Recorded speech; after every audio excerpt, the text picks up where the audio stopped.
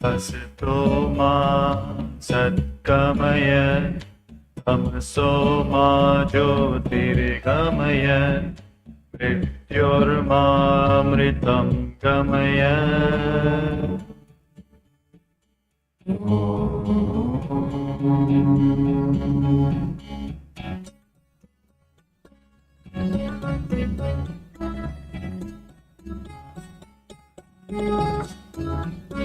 Asato ma satgamaya tamaso ma jyotirgamaya mrityormamrutam gamaya.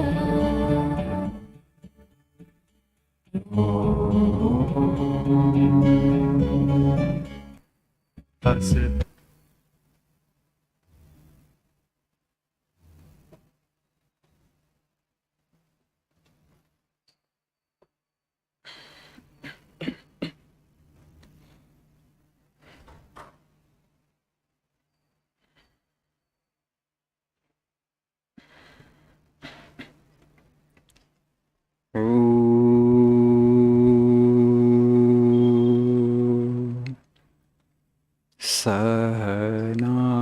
Sahanavavatu Sahano Bhunaktu Sahaviyam Karavavahai Tejasvi Avadhitamastu Ma Vidvishavahai. Oh, Shanti, Shanti, Shanti. Oh, Asato ma sadgamaya tamaso ma jyotirgamaya mrityo mamrutangamaya. Oh, Shanti, Shanti, Shanti.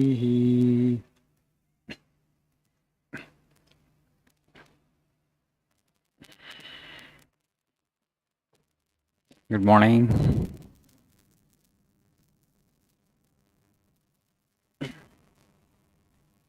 Today's 32nd class, right? Today's? I have 4 classes or 5 classes more. Yeah, you're done with the session.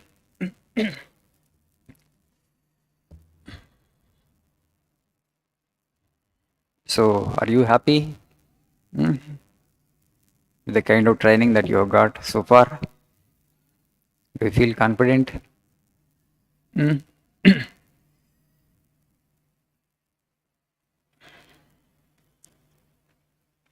I did give you some suggestion that you need to read books and also listen to good talks, conversations.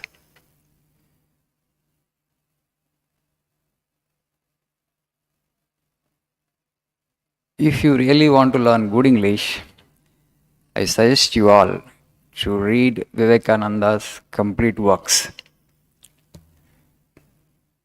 You know, Russian novelist Leo Tolstoy, he read Swami Vivekananda's complete works. He makes a remark. He said, what English Vivekananda had.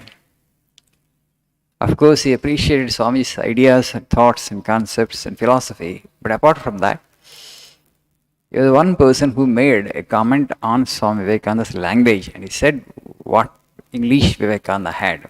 The command. And what surprised the Russian novelist is this, that Vivekananda was not an Englishman, was not an American, an Indian, having that kind of command over the language. You know, Vivekananda Swamiji is Saraswati Putra. Saraswati కటాక్షాన్ని ప్రాప్తించుకున్నటువంటి వ్యక్తి. అలాంటి వాళ్ళ భాష ఎలా ఉంటుంది? వాడు ఒక భాష మాట్లాడితే. His teachings are compiled in 9 volumes. So you may not read all the 9 volumes, but We have also published some extracts from those 9 volumes. Those books are also available. Particularly, I suggest you all, young people, to read Swami Vivekananda's lectures from Colombo to Almora and Letters of Swami Vivekananda. You may ask, Swamiji, why should we read Swami Vivekananda alone? The ideas are so strength giving. Okay, his ideas are intellectually refreshing, they are intellectually empowering, they are intellectually illuminating, they will help you shape your personality, build your character, and provide you with the highest inspiration and motivation ever. You won't get it from anywhere else. There is so much of clarity and there is so much of power. American newspapers describe Swami Vivekananda as orator by divine right. Yet they don't have these expressions like Saraswati Putra. Somebody who has attained the grace of Mother Saraswati. Such expressions are not there in American literature because they don't know. After all, we worship Saraswati as a goddess of education and goddess of knowledge. And today they say that 21st century is the century of knowledge. Whoever has knowledge and ideas, he or she is truly empowered. We can easily convert that knowledge into wealth. We all heard the Francis Bacon statement that knowledge is power. Knowledge is not just power, knowledge is also wealth. Jnanam kevalam, not just power, it's also wealth. You can translate it into wealth. If you have an idea today, there are people to fund your idea. You can, start some company, startup. So ideas are so important. Where are you to get ideas from? This is the person. So apply yourself to book reading, and also, I think I already told you, as a generation, you are so fortunate because the best brains of the world are available to you through online, through YouTube. You can listen to their talks, you listen to their debates and participate in the discussions.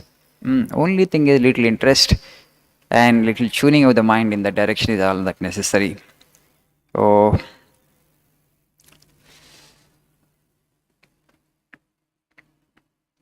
I took up this quote for other batches and I just want to complete for that for you also because time is running short and I have very little time to cover the quotes from this book. The remaining quotes you have to read on your own. Please turn to page number 101. I briefly touch this quote because I don't have time to explain the entire gist of this quote. The second quote in the page: religion is the one and sole interest of the people of India. This is the one great truth India has to teach to the world because it is nowhere else. This is spirituality, the science of the soul. This is the one great truth India has to teach to the world because it is nowhere else. Adhyatmikata, spiritual science, the science of the soul. Why it is important? For millennia we have been experimenting, we have been searching for happiness. We have manipulated matter to such an extent never before actually we could achieve that success with regard to manipulating matter. In the last 50 years, the inventions that have happened in this world, they did not happen in the last 10,000 years. That much of luxury, that much of machinery, that much of comfort we have brought into our lives. Yet in terms of joy and fulfillment and in terms of happiness that the human beings experience today, previous generations were much better. The previous generations were much better. We all know that. Today, people are saying that, there is a mental health pandemic going on. Psychological problems are on the rise. So on technological front, we are actually becoming better and better by the day.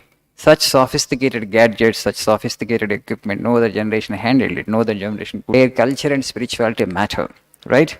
So it's all just an attitude. It's all how you manipulate your thought.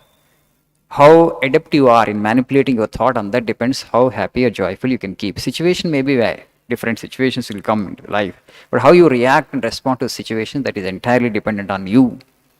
Okay, circumstances will vary, situations will vary. You just see even in our common life also, situation is same. No two individuals respond it in the same way. Some individuals, they just take it in a cool manner. They don't react that much. There are some individuals, even small thing, they react so much and suffer so much. So if you have total control of your own mind, total control of your own emotions, irrespective of the external situation, you can be able to make yourself happy. That's called spiritual strength. How does that come? Through tapas it comes. India is a tapo bhumi. Through tapas actually, You just get control. You just gain control over your mind. Now I have total control over my mind. I know how to react to different situations. Because since you don't have control over your mind, you respond in a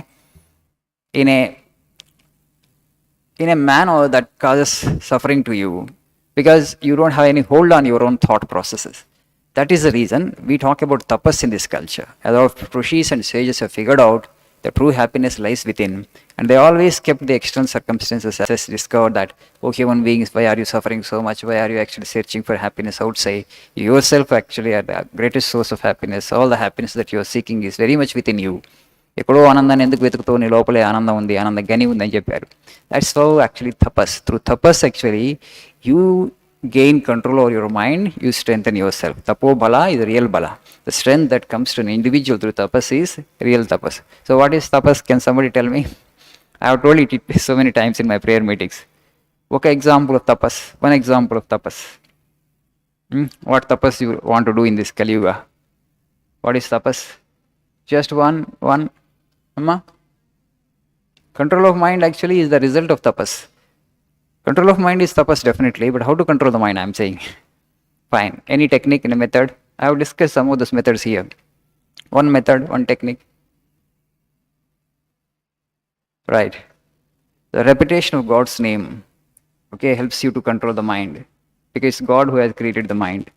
Selflessness helps you to control the mind. Meditation helps you to control the mind.